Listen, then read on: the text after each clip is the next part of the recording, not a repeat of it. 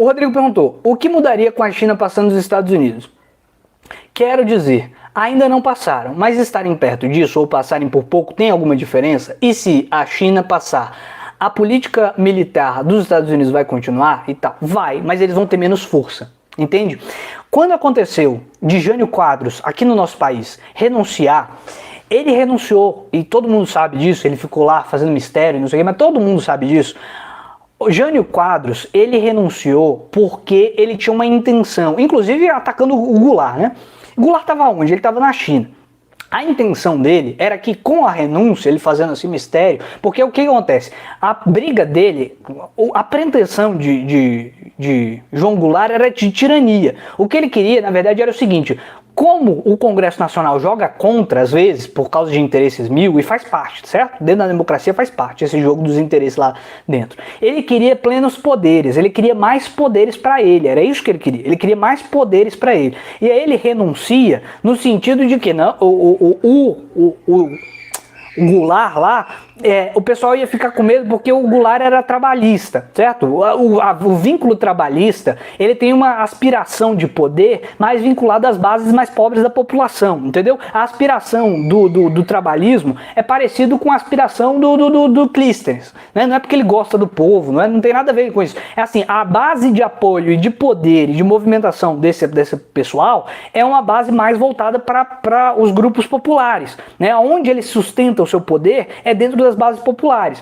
E aí, como existia isso, a pretensão do Jânio Quadros é que quando ele renunciasse, ficasse numa situação que o pessoal ficasse com um certo medo e inclusive usasse a imagem do Goulart na China, para que isso pressionasse que o próprio Congresso Nacional pedisse que ele fosse chamado de volta, né? E poderia ter dado certo, né? Ele poderia ter virado um tirano brasileiro, o Jânio Quadros. Ele podia ter, e a pretensão dele era essa. Ele queria plenos poderes, ele queria que ele fosse clamado de volta para o poder, e aí ao ser clamado de volta pelo poder, ele ia negociar. Ele vai falar, eu só volto se você me derem esse poder. A pretensão dele era a tirania, certo? E aí o que acontece? Isso só faz sentido porque as pessoas odeiam o poder popular, né? Só que o Congresso Nacional se articulou, foi inteligente, se articulou e falou, não, o escambau, a gente não é otário não, vaza daqui, né? Você pediu a renúncia, a gente assina a sua renúncia e tá tudo certo. Inclusive, quando o Congresso começou a se articular para aceitar a renúncia dele, teve gente que apoiava o Jânio que queria rasgar a carta dele, queria rasgar a carta de renúncia, quer dizer, porque percebeu que o jogo deu errado, só que isso já estava divulgado na imprensa, não adiantava rasgar o documento, né? Então, o que acontece? No nosso país existe uma pressão do medo da população, entende? Existe uma pressão histórica, né, contra o poder popular. Aí o Diego está perguntando, quem é contra o poder popular? Veja, as estruturas do Congresso Nacional, os poderes instituídos, o pessoal da bancada do boi, o pessoal da Fiesp, esse pessoal tem medo do poder popular, e aí isso faz todo sentido, né? E o pessoal tem medo das revoluções, o pessoal tem medo de um governo que se estabeleça com base estritamente popular e que não pergunte mais para Faria Lima o que tem que fazer, né? Não pergunte mais para Faria Lima o que tem que fazer. Esse é o medo principal das forças econômicas do nosso país, e as forças econômicas do nosso país são variadas, né? São esses grupos muito específicos, é a bancada do boi, é gente específica com nome e sobrenome, né? Por exemplo, no nosso mundo atual, tem medo do poder popular, e faz sentido que tenha, porque a política é disputa, porque se um governante se estabelecer apenas com base popular, não tem que dar pitaco mais menina Faria Lima, né? Por exemplo, mas não tem que dar pitaco mais o pessoal da bancada do boi. Se estabelecer um governo com base popular, o poder dessas pessoas, perceba, não é coisa de gente do mal, é simplesmente saber como é que o jogo de poder funciona. Se tiver um grupo estabelecido no poder com muita base popular, essa galera não dá mais pitaco na política, eles perdem poder, entendeu? É assim que é. Eu não tô falando isso pra criticar a galera, eu tô tentando descrever como é, porque é assim que é. E se isso é assim hoje, e é assim hoje, isso também era assim ali no passado. Então a perspectiva é... E por que eu tenho certeza do que eu estou dizendo? Porque o golpe militar foi dado nesses termos. Então isso aconteceu e aí teve um movimento pela posse, porque tinha militar já envolvido, que aí o que acontece? Aí o Congresso Nacional começa a articular com certos grupos militares para ter a força física, né, a força física, para fazer valer seus interesses. Então um certo grupo tentou impedir que o Goulart tomasse posse. Aí teve um confronto, porque aí a galera que queria que o Goulart tomasse posse teve que articular outros grupos militares para fazer frente a esses grupos militares para que não ocorresse um golpe em cima do Goulart. E não ocorreu, certo? Não ocorreu. E aí o que acontece? Aí em 64 você tem Goulart, isso é o Goulart, o primeiro Goulart lá atrás, né? Aí você tem em 64 o Goulart como presidente da República, certo? O Goulart como presidente da República. E você tinha uma situação que era o seguinte, quando começavam, veja, o Jango, eu não sei se vocês lembram, Jânio Quadros, ele condecorou o Che Guevara. Esse cara que estava com pretensão à tirania, se apoiando no antitrabalhismo, ele condecorou Che Guevara. Então o jogo é mais nuançado, entendeu? O jogo de poder é mais nuançado. E aí ele...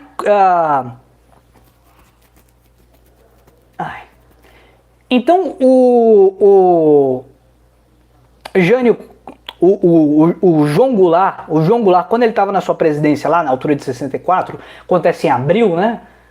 Na madrugada de 1º de abril que acontece o golpe militar. O que acontece? Antes disso, quando o João Goulart estava administrando, né, a polis, quando ele era governador do Estado brasileiro, ele era o presidente da República, aliás, tentaram minar a governança para aceitar que o Jango assumisse, né?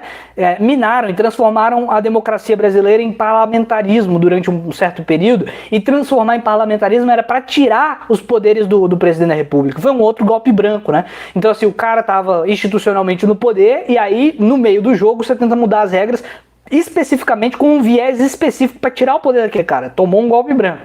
Depois ele voltou, depois a democracia voltou a ser uma república. E aí o que acontece? Então, em 64, quando ele estava governando o país, aconteceu uma realidade X que o menino Jango, ele não tinha uma aliança automática aos Estados Unidos. E aí o chefe do governo no Congresso Nacional, isso é importante, gente, isso é importante. O chefe do Congresso, ele fazia bravatas contra os Estados Unidos quando os Estados Unidos intervinham em Cuba. Perceba que isso é geopolítica, isso não tem nada a ver com comunismo, isso é geopolítica. O golpe de 64 tem mais a ver com geopolítica do que comunismo e capitalismo. Então é novamente contra o Cleginaldo lá, a determinação se dá por política. O que aconteceu, uma coisa tão grande, tão importante na história do país, que foi o golpe militar brasileiro, se deu por razões geopolíticas. Aí o que acontece? O cara, o chefe de governo, no Congresso Nacional, do Jango, ele bravatava, ele dizia o seguinte: olha, se vocês aí em Cuba vierem intervir, não sei o que, vocês vão ter um problema aqui, Estados Unidos, ele não vai baixar a orelha para vocês. Então o governo brasileiro tinha um viés de insubordinação ao Estado hegemônico, que é os Estados Unidos, e era aquela época ainda. Então, sabendo disso, sabendo dessa realidade, o que acontecia? Fazia-se uma pressão gigantesca sobre o governo do Goulart. Quando se pressionava o governo do Goulart, a direita começava a pressionar o governo do Goulart, e a direita, eu digo, pessoas com poder institucional econômico, pessoas com poder institucional. Ele não tendia a conciliação, ele tendia a se apoiar nas massas. Então ele começava a fazer discursos na massa sobre, por exemplo, a reforma agrária. Então, uma das discussões, não é porque reforma agrária é comunismo, mas quando vinha a pressão política sobre ele se apoiava nas massas populares e falava: eu vou fazer reforma agrária. E isso animava, por exemplo, grupos que eram comunistas, grupos de parlamentares profissionais que eram comunistas. Parlamentares profissionais não, porque o comunismo inclusive era proibido, mas grupos de pessoas que se entendiam comunistas, falavam: Jango é legal, tá finalmente falando em reforma agrária tem uma importância. Perceba que isso não é comunismo, mas só de falar em reforma agrária, isso satisfazia, deixava felizes os comunistas, entendem isso? Que isso é natural? E aí o que acontece? Nessas passeatas todas de população e não sei o que, os comunistas levantavam suas bandeiras, e o Jango estava tudo bem com isso, ele não brigava com isso.